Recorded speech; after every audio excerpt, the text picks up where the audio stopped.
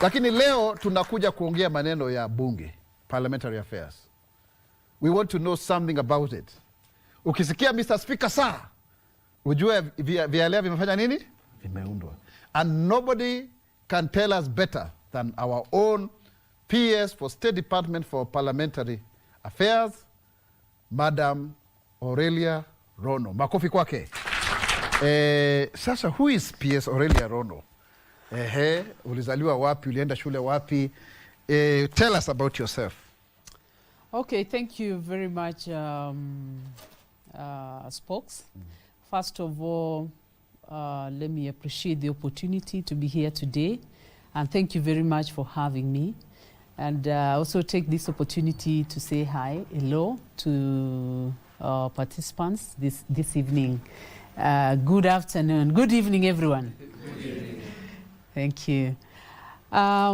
Aurelia Rono is the PS, Principal Secretary, State Department for Parliamentary Affairs in the Office of the Prime Cabinet Secretary. And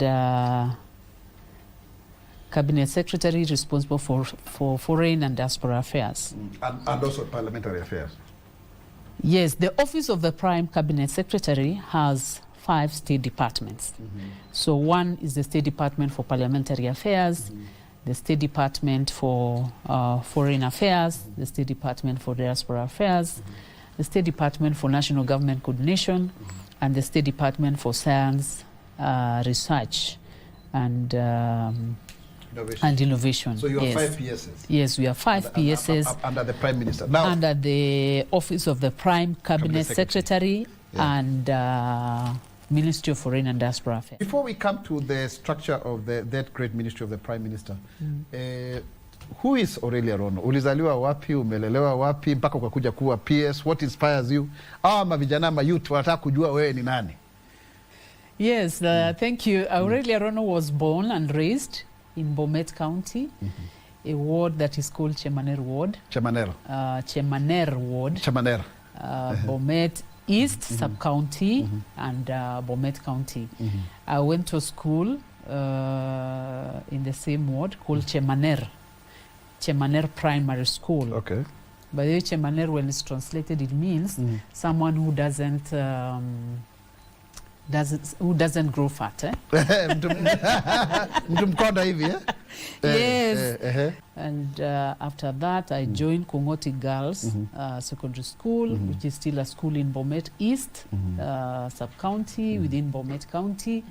And after that, I joined Egerton University for my first degree. Then Jomo Kenyatta University of Agriculture and Technology for my second degree, which is my master's. Okay. And, you said your first degree was in what? Education maths. Okay. And where did you say you went for high school? Kongoti Girls High School. Hey. Yes. And you're here? Kongoti Girls High School. You had to kusikia PSU. Was it a boarding school or a day school? It was a boarding school. Okay. And it used to be a mixed school. Okay. So when I joined, it had just been converted to a girls' school. Okay. Yeah. And you qualified for university? And I qualified for university. Actually, that school, in the dorms that we used to use, we used to smear. They used to be smeared over the weekends, so that you know to smear, eh? Ya matope hii? Yes, ya matope. Wamama walikuwa nakuja. Hiyo ndio shule ulitoka? That is the school that nurtured me. Wow. Yeah. Actually, our dorms were called Matopeni. They were called Matopeni. The dormitories? Yes. Wow. Matopeni dorms, yeah. Quite inspiring. Yeah. And then you went to JKUAT? Then I joined JKUAT. I remember what really transpired that time when I was called to Kongoti Girls. Reaching there, there were girls who were more qualified than me, who had also been, who had gotten admission to Kongoti Girls. So when they saw what was happening there, the infrastructure was really wanting, and so many other, it was really needy, very needy environment. Most of them left. Okay. Because they had resources to go and look for better schools. But me, because I came from a very humble background, I didn't have the option of looking for another school. So I said, no, I'll make it here. And I actually made it. I thank God. Wow. Yeah. I think that is really good. Yeah. So you went to JKUA to do education maths? So I went to Egerton University to do education. Not JKUA, yeah? Yes, to do education. Okay. Maths. Then later on, I went for my master's, Jomo Kenyatta University of Agriculture and Technology. And before master's, did you teach? Did you? Yes, I've actually taught at like every level. Okay. I'm a real hustler. Okay. If I may say. Before I graduated, when I was still pursuing my first degree, during the long vacation, I would teach Emmanuel Primary School. Graduating my first degree, I started teaching secondary schools during long vacation still, like Koibeon Secondary School, Emmanuel Secondary School. Then after that, after graduating, I came to Nairobi, Mutiga Model High School. Okay, Mutiga? Yes. Wow. Yes. Yeah. So then later I joined NIBS, Nairobi Institute of Business Studies. Wonderful. Here in Nairobi or in Ruiru? As a full-time lecturer now after graduating. In Ruiru or here? It used to be Nairobi, yes. Cooperative Bank House. Wonderful. With Lizzie Wanyoike. Agriculture House. Wow. With Lizzie Wanyoike, yes. Yeah. So the Ruiru one came later, much later. Yeah. There I spent quite a good time lecturing there as a full-time lecturer. Okay. Then when I finished my master's, I started lecturing with Jomo Kenyatta University of Agriculture and Technology. Okay. Because I finished and registered immediately for my PhD. Okay. Yeah. Okay. Yeah. Wow. And then, so how then did you transit? This is very interesting. I think it's a whole book we can write, isn't it?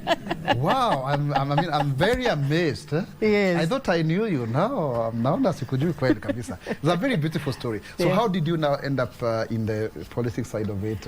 So when I was pursuing my PhD, and now lecturing. Which area of PhD were you pursuing? It's public finance. Okay. Yeah. So you are an expert in PFM. Yes. Okay.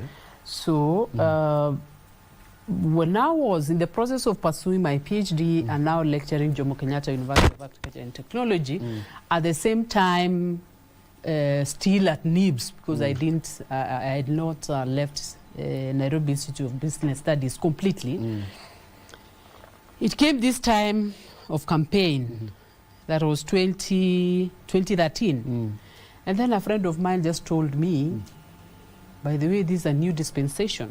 This is the time we are beginning to implement the 2010 Constitution. Yeah. And therefore, why don't you apply for MCA nomination? Remember, I was a lecturer and I'm pursuing my PhD. Yes.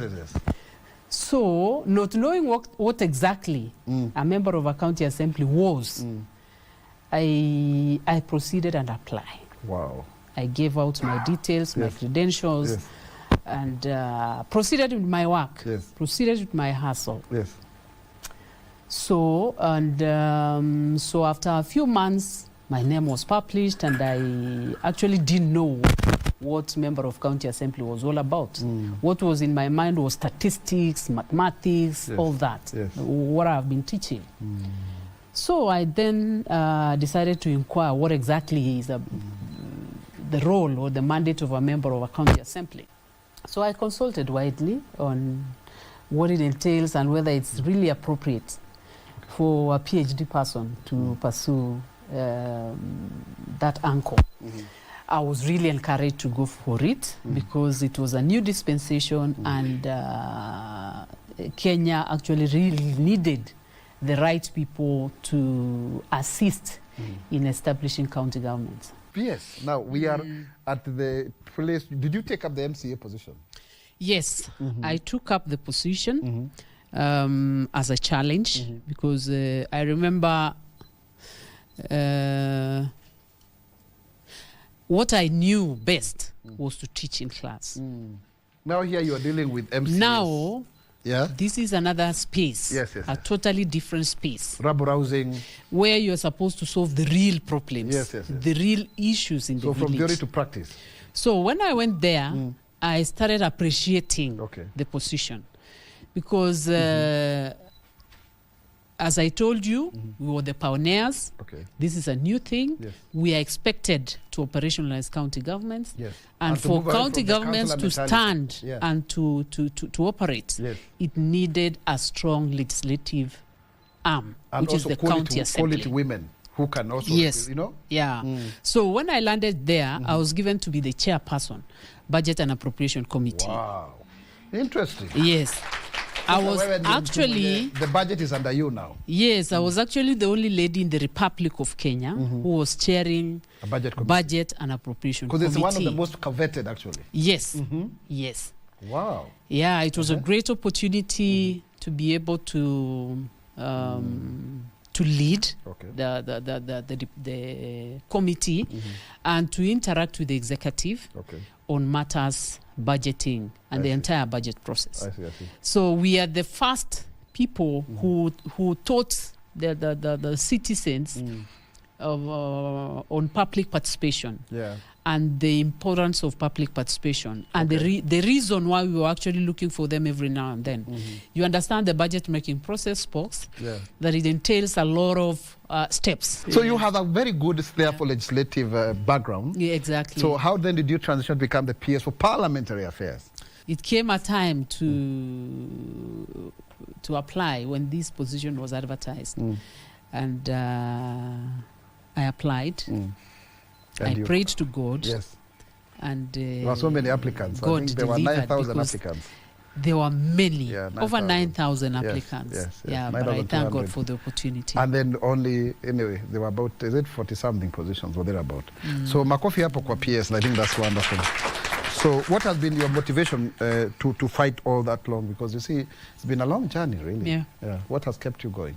I always remind myself that I'm able to do all what comes my way. So I always know that I have what it takes. Yeah. Wonderful. For me, I know there is nothing too hard for me because God is always on my side. Wonderful. I've always seen my journey as God's driven. Tell us, what was the journey of starting a whole State Department from scratch? Yeah, it's really an interesting journey. And I really appreciated the opportunity, and I still thank His Excellency the President for entrusting me to that responsibility of establishing a State Department. There was no other department in existence anywhere. So it's really a new State Department that we started in from December, because we were sworn in 2nd of December 2022. So it's like we started 2023. So, PS, you know, building a State Department from scratch, really, it's not easy. I mean, you will not run like another State Department. Yes, you had the legislative experience. You are a lecturer in PFM, which most of the time, you know, the power of the purse is with the Parliament. Here, you are trying to, you know, create relationships between both houses of Parliament, the State Law Office, the Prime Cabinet Secretary's Office, and there are many other actors, the MDAs, because of parliamentary liaison. You are the one who came up with that. How did you build it? And what are the lessons that you learned from that? Yes, I've told you it wasn't easy. At the same time, it was an interesting opportunity to be able to birth a baby, and ensure that baby get the opportunity to sit, to walk, and even run. I can tell you we are running now. So I think it was possible for us to start the State Department and run within the shortest time because of the support of the Prime Cabinet Secretary with his experience that he had gathered over time. He was able to give us advisories. He was able to advise us on what to do and how to go about it.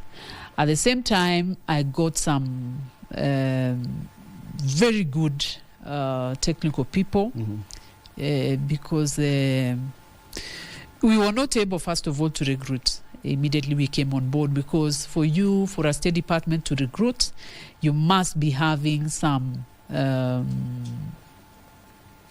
documents. You must have prepared some, it's called job description, job specification, and all that would take a long time. That the organizational structure, the staff establishment, all that, that are the instruments that would enable you now to be approved by the Public Service Commission to do the recruitment. But within that first quarter, can I call it the beginning of 2023, I got 3 staff who we got through. As we were developing the instruments, we used the provision for the Prime Cabinet Secretary on the recruitment of staff and supernumerary. And let me tell you, spokes, with the 3 staff and me included, then we were 4, then we would work until even midnight, trying to figure out how we are going to address the issue that has been there on matters government legislative agenda, trying to figure out how to handle that. So you started you did like a baseline. What had been done before, so that you capture what needed to be done? Not really, because there was no serious thing that had been done before. We had to do a lot of studies to check those other countries that have the same arrangements, like Ghana, like India, like a number of countries that have the same arrangement. But with some of them, they are running under a different government system. Some of them, like India, is under parliamentary system, but as in Kenya, we are under presidential system of government. So we had to do a lot of consultation, even together with Parliament, the leadership of Parliament, to understand the challenges that they have been going through when they are interacting with the executive. And then again, what was in the executive order, we unbundled the whole thing. Coordination of government legislative agenda. We unbundled it, and it was clear to us what exactly we needed to do, and what exactly we needed to solve. Yes, so we then proceeded with the development of the instruments that I've told you, the structure, organizational structure, the staff establishment, the job descriptions, job specification, a number of things. Then the key thing, you're here, your mandate is to coordinate government legislative agenda. So, and probably for the team to understand what government legislative agenda is, it entails the policies, the bills, and the statutory instruments, or we call them regulations. So you are here as a State Department, you are supposed to coordinate that. So we had to do a lot of consultation, even together with Parliament, the leadership of Parliament, to understand the challenges that they have been going through when they are interacting with the executive. And then again, what was in the executive order, we unbundled the whole thing. Coordination of government legislative agenda. We unbundled it, and it was clear to us what exactly we needed to do, and what exactly we needed to solve. Yes, so we then proceeded with the development of the instruments that I've told you, the structure, organizational structure, the staff establishment, the job descriptions, job specification, a number of things. Then the key thing, you're here, your mandate is to coordinate government legislative agenda. So, and probably for the team to understand what government legislative agenda is, it entails the policies, the bills, and the statutory instruments, or we call them regulations. So you are here as a State Department, you are supposed to coordinate that. the question comes, where are these policies? Where are these bills that I'm supposed to coordinate? Yeah. Where are these regulations? Yeah. So we now... And parliamentary questions. Yes. We now embarked on looking for these items. Okay. How did we do that? We organized roundtable meetings with all the state departments and agencies. If you remember, I don't know whether you can recall that in 2023, we used to have, there was a period where we had PSS coming with their agencies to have a roundtable discussion with the State Department for Parliamentary Affairs. What we were doing there, we were comping. We were going through the plan, the bottom-up economic transformation agenda plan, vis-a-vis the legislative framework that is already existing. Then asking the State Department, so are you able to, are we able to deliver on this plan? Do we have the policy framework, the legislative framework, and the regulatory framework that is helping us to deliver on this promise that we've already given out? So we'll do that discussion, and at the end of the day, we would identify the legislation or the acts or the statutes that needed to be amended and others that needed to be developed from the scratch. Okay, so let's stop it there. So take a short break. This is Semana Spokes. Bonga na gava. Asante sana.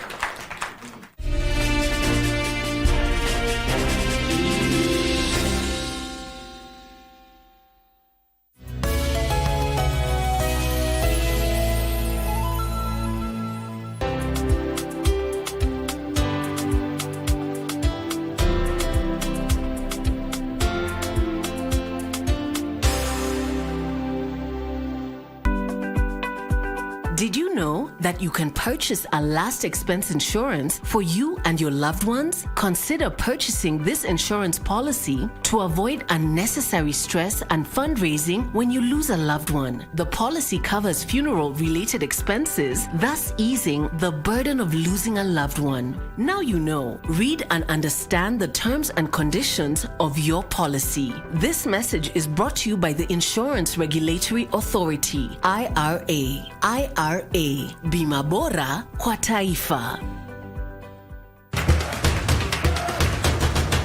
Playing it forward, Julian Alvarez out wide. Still looking for a lot on the flick of the important goal! To get back in it, Christian Romero! It's that back leg that might just play him on. This time he gets a good hand and can't keep it out.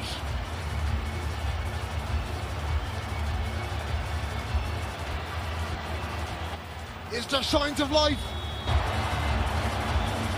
It's Ibrahim. His back leg.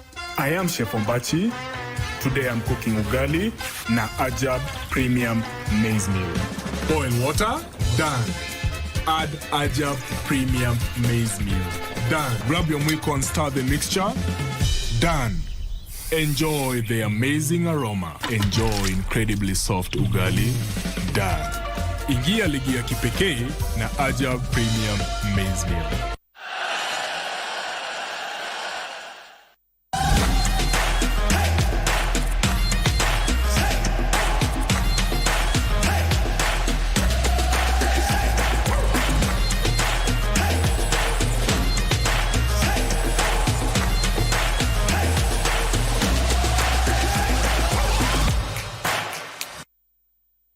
These are not handouts. They are seedbed of our next generation of companies, of manufacturers, and industrialists. The youth of Kenya have embraced entrepreneurship, with 98% of the Nyota project beneficiaries already running businesses. Now it's time to receive the second tranche of Nyota Business Startup Capital. The Ministry of Cooperatives and MSMEs Development warmly welcome you to the second tranche disbursement of Nyota Business Startup Capital of 25,000 Kenya shillings to all beneficiaries on Friday the 10th 10th of July 2026. The disbursement will be organized in 18 simultaneous events across the country. The main launch will take place at Ulinzi Stadium, Nairobi. The chief guest will be His Excellency Dr. William Ruto, President of the Republic of Kenya. This event will be live on KBC Channel 1 from 8:30 a.m.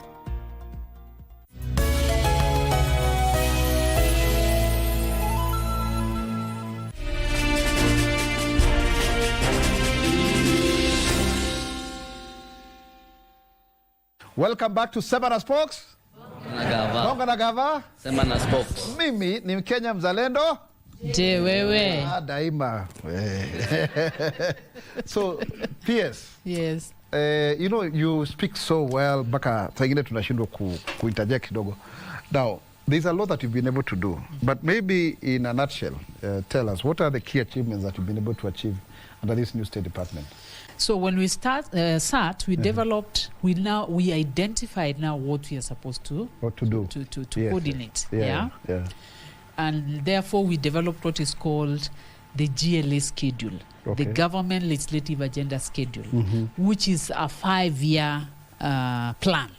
So it's like a strategic plan. It's like strategic plan containing policies, legislative initiatives, and statutory instruments that the government is developing for the next 5 years. Okay.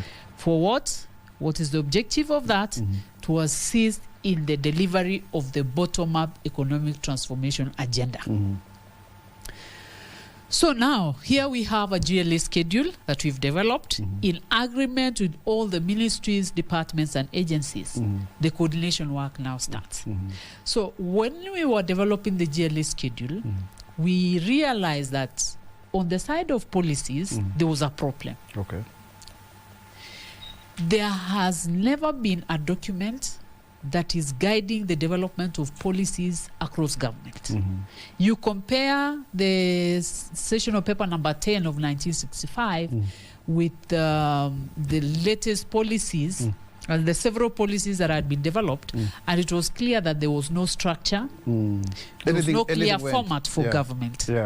And then we developed what is called public policy, the National Public Policy Handbook.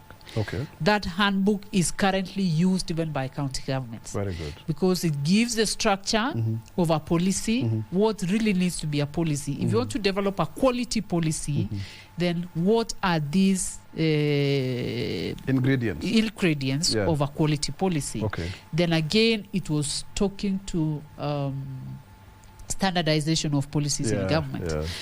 So that we developed, it was approved by cabinet, and it is, I'm happy that it is being used by ministries currently, state departments, and even county governments in developing their policies to ensure that the policies we developed as a government are structured and there is a clear format for government policies. Wonderful. We also developed what is called the national government, the guidelines for the development of national government policies and legislation. Okay. Yes.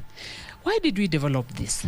You see, when you are coordinating a program, there has to be some milestones, right? When you are coordinating something, like you are coordinating policy, there has to be let me call them milestones, right? So we had to develop guidelines because they were not there. Let me tell you, Spokes, if you become now a CS or a PS, it will not be hard for you to know the process of developing a policy or a bill or a regulation because it is contained in the guidelines for the development of national policies and legislation, which was also approved by cabinet. Because earlier on, there used to be guidelines from the Attorney General, but it was solely speaking around the drafting process, the drafting procedure, what you need to have when your document is being drafted. But the entire process from inception of our legislation to public participation to stakeholder engagement all the way to cabinet, there was no clear guideline on the same. So it enabled us to do the coordination, because we are able, now the ministries are reporting to us on the stage of developing a policy A. Where are we now? If last time it was at stakeholder engagement, the next reporting should be, we should be able to see the flow or the movement of that initiative. I see. Because it was last time in stakeholder engagement, then we expect now to be at cabinet, or we expect, if it was a legislation, to have transitioned to parliament, right? So let me, like policies, the guidelines will give you a policy begins from inception, identifying there is a problem here, then a committee is set up to come up with the policy, then there is the entire public stakeholder engagement process, then public participation, then it goes to cabinet. There are policies that are approved by cabinet and they attain implementation status. Then there are some that are transitioned to parliament as sessional papers before they are implemented. For bills, of course, all of them will have to go to parliament, and for regulations, they all have to go to parliament. So I've told you of three things. We developed the government legislative agenda schedule, GLA schedule, then the public policy handbook, which is now widely used, and it has given really improve the quality of policies that you are developing, and then the guidelines for the development of national government policies and legislation. Those three documents have enabled us to track legislative initiatives, the three of them across the several stages that are involved. We went ahead now and developed the parliamentary liaison framework.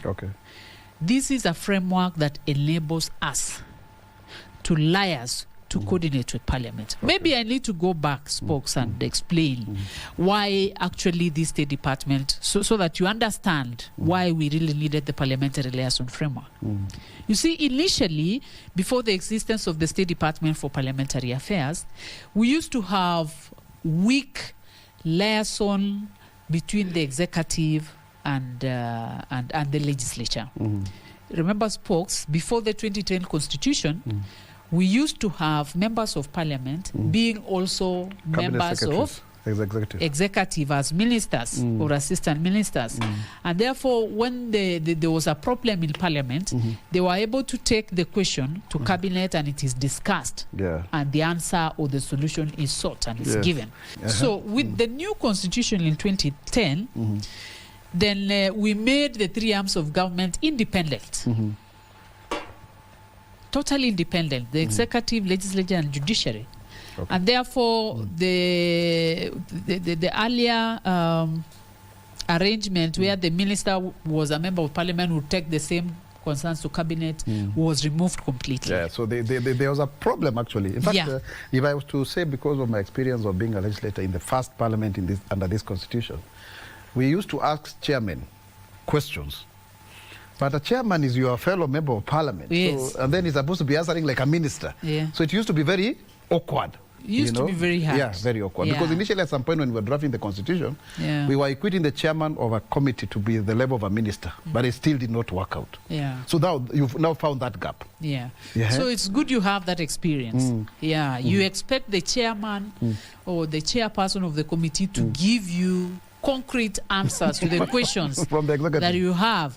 But that chairman or chairperson is not a member of the cabinet. Exactly.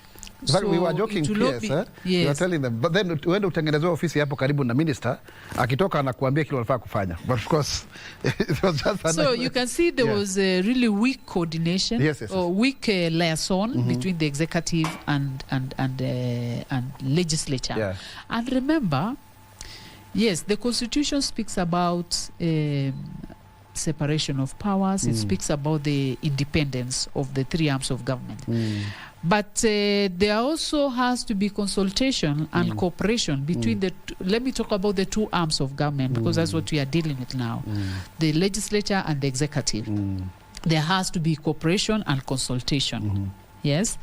So as because we are serving the same mwananchi, so that we are able to drive the public interest, so that we are able to provide service to all the citizens, so that we are able to have efficiency in what we do. And therefore, the president saw it good to speak to Parliament. He actually shared a memorandum to Parliament to request Parliament to allow them to amend their standing orders to allow the CSS to appear to have question time. Okay. The Constitution allowed CSS and PSS to appear in committees for accountability. But not in the plenary. There was a need to also have CSS appear really in Parliament to answer questions on the plenary because members of Parliament are representatives of the people. So now, for us to be able to do that work, to have a seamless engagement with the legislature, then we needed to establish the parliamentary liaison system, the parliamentary liaison officers across all the ministries. So as we sit, every ministry, every state department, have a parliamentary liaison officer that is working with the State Department for Parliamentary Affairs to do the liaison work. As we sit, it is not like when you are there spokes. We've demystified the arrangement. So there's somebody in charge now, not like any other officer being told to write something. Yes. You know, earlier... And we've been able to standardize how they respond. Yes. That is why we've been able... Currently, you rarely hear Parliament complaining about substandard... Yes. By the way, there is a real improvement. That's a really good thing. Because in every state department, we have a liaison officer who is assisting the CS and the PS in coordinating the preparation of the response and in ensuring that if the CS will not be available to appear before plenary or committee, he's able to communicate in time with our office and even with Parliament so that a rescheduling is done in time. Instead of no-shows. Instead of no-show, You see, when you are invited by a committee and there's a no-show and there's no communication, that relationship is, it will not be good. And we expect to work seamlessly because we serve the same people. Wonderful. Any other of the key things that we've been able to achieve so far? Because we want to go to the questions. Now, coming to the coordination work. We've been overseeing over 1,300 initiatives. What? And as we speak... These are legislative proposals? These are policies, regulations, and bills compiled. 1,300? Yes. Over 1,300, 1,308. When we developed the government legislative agenda schedule, we had 772 initiatives. Almost half. But with time, because of a lot of dynamics and you remember the state corporation reforms that was approved by cabinet. So some of these things are introducing new initiatives. Some of these things are also retiring some of the initiatives. So as we speak, we have about 1,308 initiatives. So they've almost doubled, even though they had actually reduced. So you have 1,308. Some have been retired. Actually, 142 have been retired. But you still have the new ones came because of several other changes. You know, we really live in a very dynamic world. So many things are changing and so many things are coming up which requires an amendment here and there. Yes. So out of these, we are very happy as a State Department that we've been able to coordinate 89 laws that have been assented to by the president. That's amazing. So in 3 years, I call it 3.5 years. So 89 bills are now acts of parliament? Yeah, they are now acts. Yes, 89 of them. Wow, that's a record. And then how many policies? Out of the 89 are bills, 46 policies. 46 policies, of which 12 of them are sessional papers. Wow. They are the ones that were transitioned to Parliament to be approved as sessional papers, and we still have some. But 12 of them has attained the implementation status. Okay, and then what about regulations? Regulations, we have 196. Wow, amazing. So these are for pre-existing acts of Parliament and the other ones that have come on board. Which one? I'm saying the regulations are for pre-existing acts of parliament, amendments, and the new acts. Yes, okay. The regulations are for the acts. Some of them were approved long time ago, about 5 years ago, but we delayed in the development of the regulations to implement the act.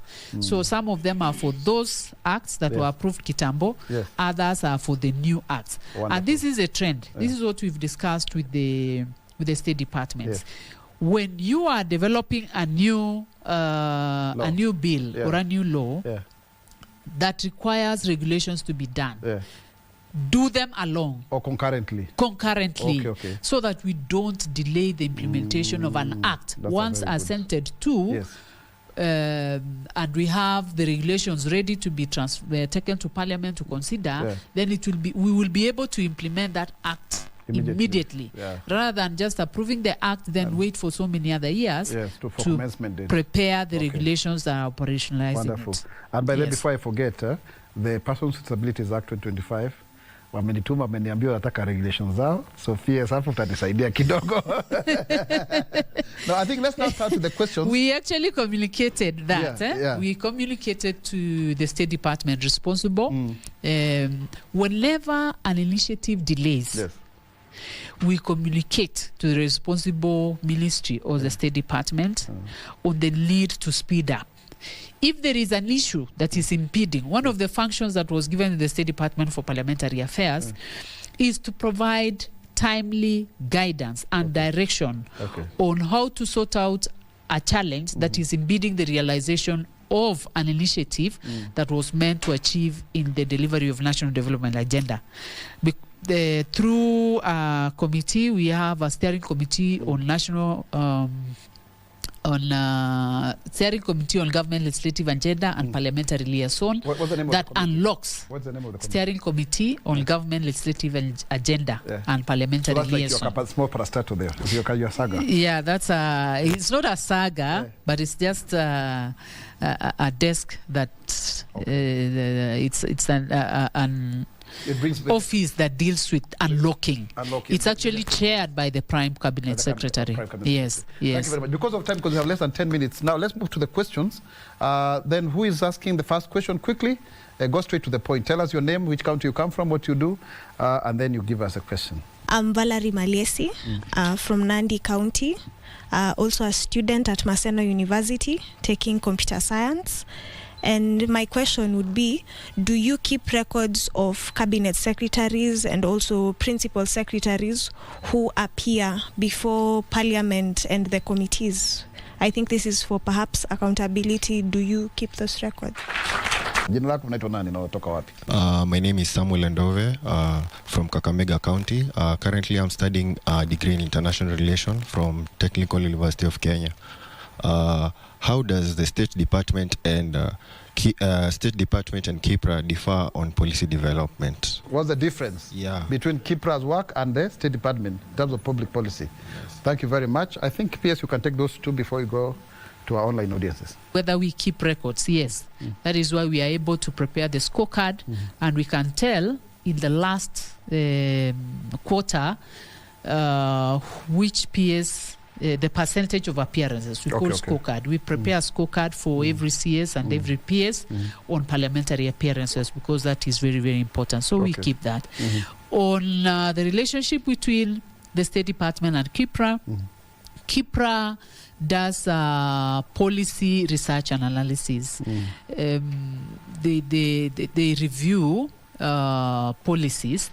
What we do, we have a directorate that also looks at government policies,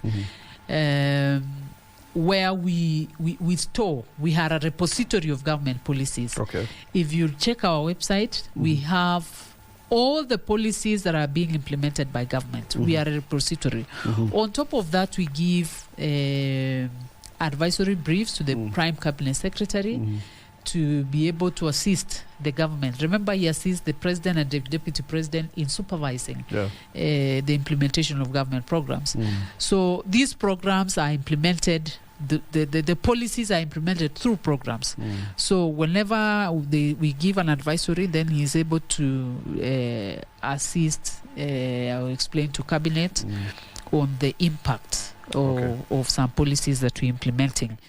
Let's come to that question. Kenyans would like you to respond to the following questions. There's been an increase of court cases against the government or acts passed by Parliament on the basis of lack of public participation. Mm-hmm. Is there a defined framework of how public participation should be done? And what is Parliament doing to create awareness regarding this public participation? Because sometimes they happen, but some people are not aware. Can public participation be done online to ensure the youth are fully involved? That is Bernard Kimayo from Kisumu County. Thank you very much, Bernard from Kisumu. Court cases on legislative initiatives that have been approved by Parliament. Yes, before there used to be a lot of court cases affecting our laws. Mm-hmm. And the main grounds that they used to give was a lack of proper public participation. Mm-hmm. So over time, we've been trying to check and work with our colleagues across ministries, departments, and agencies to check on that aspect of public participation so that we avoid our initiatives being quashed in court. Mm-hmm. And we've been using the judicial rulings to check whether we've actually done public participation on the initiative. Mm-hmm. But we are very happy that we have now a public participation bill that is in Parliament. It's actually going to the Committee of the Whole House. We believe that once we have the legislative framework, we'll be able to deal with that once and for all. Cabinet secretaries are now being summoned to answer questions in Parliament. Has this improved accountability, or is it done just symbolically? That is Peter Musalia from Kilgoris on TikTok. The last, how can wananchi submit concerns and policy proposals through the State Department for Parliamentary Affairs? That is Benson Mugo from Nairobi on Facebook. When a cabinet secretary appears in Parliament during plenary session, that person, whatever he'll give in that appearance, must be the true position of government. Because you'll not expect the cabinet secretary to go to Parliament and lie. And therefore, everyone would know that I have to do things right because I'll be called to go and explain. So yes, I can say it has really improved accountability, not only to CSS, but even the PSS and CEOs of parastatals. Yeah, Benson is asking how they can share the policy initiatives that they are having. If I got it right, we have our website. We have in our website, they can get the email address for the State Department, the contacts for the State Department, and they can come even to the State Department headquarters at Railways, Block A, to share the initiatives that they have. In conclusion, we've been able to deliver the bottom-up economic transformation agenda easily because of the existence of the State Department for Parliamentary Affairs. You see, you cannot be able, there are some things, when you come on board as a president, you have a manifesto. Yeah. And some of the items in the manifesto requires the implementation of a law or the establishment of a new law. So we've been able to avoid the delays that used to be there before and speed up the initiative, the processing of the initiative. You've had our role, and then enable the program to run. So all the 5 pillars you remember, the universal health coverage, the agriculture pillar, the MSME pillar, the affordable housing and settlement program, and the digital superhighway, we've been able to do that, to move with speed, because we've been able to assist the State Department to move with speed in enabling the policy framework, the legislative framework, and regulatory framework that is needed. The universal health coverage. Remember, good governance requires well-developed policies, sound legislation, and the appropriate regulatory framework for it to work. And service delivery requires the same things: well-developed policies, sound legislation, and good regulatory framework. And that, as a State Department, we will ensure that that is done well. The framework, the policy framework, the regulatory framework, and the legislative framework is well anchored in the Republic of Kenya for us to be able to deliver the national development agenda. Yes. Bas, nataka uangalie ile kamera hapa, tufanye na wewe. Mimi ni Mkenya mzalendo. Je, wewe? Mimi ni Mkenya mzalendo daima. Until next time, this is Samara Sports. Keep it right here on Samara Sports. Bonga na gavana. Asante sana.